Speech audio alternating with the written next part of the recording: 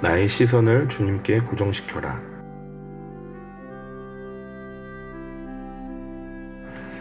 자신의 유익이나 취미생활을 위해 만들어진 크고 작은 단체들이 있다. 이 세상에 존재하는 그런 단체들의 이름을 수록한 책을 한 권 만든다면 그 책의 두께는 상상을 초월할 정도로 두꺼울 것이다. 일이나 취미생활을 추구하는 사람들은 그것에 더욱 집중하여 큰 성과를 올리기 위해 연합회, 협회, 조합 같은 단체제를 만든다. 그런 단체들 중에 어떤 것들은 선하고 또 악하기도 하지만 대개는 이것도 저것도 아닌 중립적인 것이다. 특정 단체가 추구하는 분야에 관심이 없는 사람들이 보기에는 그 단체의 일이나 취미생활이 재미없거나 우스꽝스럽게 느껴질 것이다. 하지만 그런 단체를 할지라도 열정적인 사람들이 있기 마련이다. 그들은 단체의 일이나 취미생활에 가장 큰 기쁨을 느끼기 때문에 그 단체에 목숨을 건다. 수없이 많은 단체들 중 아주 특별한 단체가 있다. 그 단체에 속한 회원들의 온전한 열정은 하나님을 향한다. 그 단체는 바로 교회이다. 교회는 복음 때문에 생긴 단체이다. 복음은 하나님에 관한 것이며 또 하나님과 인간 사이의 관계에 관한 것이다. 기독교는 하나님께서 인간의 삶에 임하시도록 하기 위해 존재하는 단체이다. 기독교는 하나님과 사람들 사이의 관계가 올바로 되도록 만들기 위해 존재한다. 기독교는 사람들이 하나님을 진정으로 알도록 만들기 위해 존재한다. 기독교는 그들이 하나님을 사랑하고 하나님께 순종하도록 가르치기 위해 존재한다. 궁극적으로 기독교는 그들에게서 사라져버린 하나님의 형상을 완전히 또 영원히 회복시키기 위해 존재한다. 영생이 무엇인지를 정리하기 위해 우리 주님은 영생은 곧 유일하신 참 하나님과 그가 보내신 자 예수 그리스도를 아는 것이다 라고 말씀하셨다. 그런데 이 말씀은 인간 존재의 최고의 목적이 무엇인지를 완벽하게 요약해주는 말씀이기도 하다. 사도 바울은 내가 그리스도와 그 부활의 권능과 그 고난에 참여함을 알고자 하여 라고 말했는데 이것은 그의 삶에 지배하고 최고의 관심이 무엇인지를 잘 말해준다.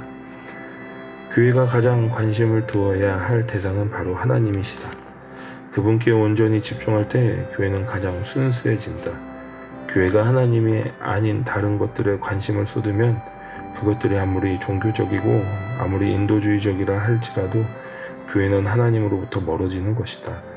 다른 것들에 관심을 쏟는 만큼 하나님으로부터 멀어진다.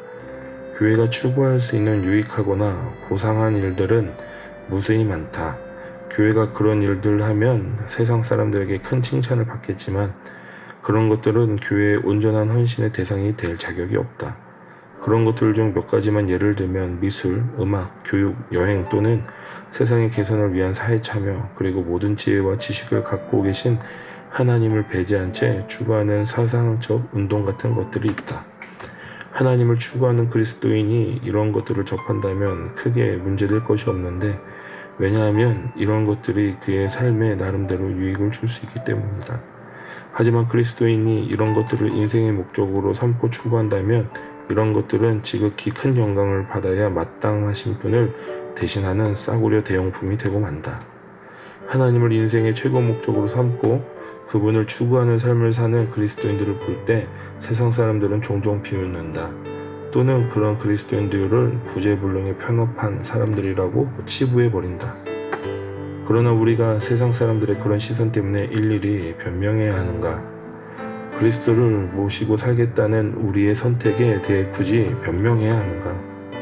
하나님과 동행하는 사람들과 함께 인생길을 걸어가겠다는 우리의 결정을 정당화하는 논리를 굳이 제시해야 하는가? 평생 선을 추구하고 악을 버리겠다는 우리의 결심을 일일이 설명해야 하는가? 죽음조차 두려워하지 않는 삶을 살겠다는 우리의 선택에 대해 굳이 설명해야 하는가? 그런 필요가 없을 것이다. 우리의 선택 때문에 해를 당하는 사람 있는가?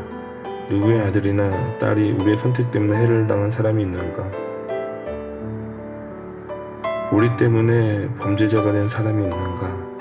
우리 구주를 따랐기 때문에 더 나쁜 남편, 더 나쁜 아버지, 더 나쁜 시민이 된 사람이 있는가? 만일 우리가 누구에게 잘못을 행했다면 그것은 우리의 신앙 때문이 아니라 우리가 신앙대로 살지 못했기 때문이다. 참된 그리스도인 때문에 더 나빠진 사람이나 가정이나 국가는 없다.